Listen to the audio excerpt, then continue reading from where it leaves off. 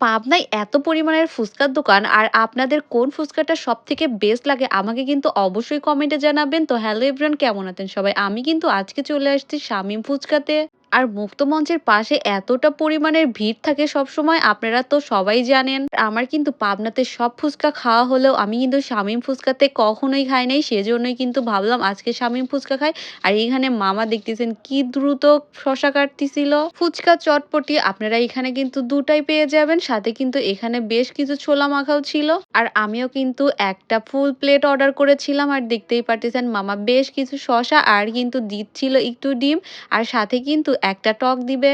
আমি না ভীষণ পরিমাণের ফুচকা লাভার, তাই জন্য কিন্তু আমি সব জায়গায় ফুচকাই টেস্ট করি। দেখতে কিন্তু ভীষণই সুন্দর লাগতেছিল ফুচকাটা। আর ফুচকার দাম কিন্তু নিয়েছিল ৳৬০। সত্যি কথা বলতে আমি কিন্তু ১ম ফুচকাটা যখন খাই তখন কিন্তু কেমন যেন একটা গন্ধ লেগেছিল। বাদবাকি ওভারঅল কিন্তু ভালোই ছিল।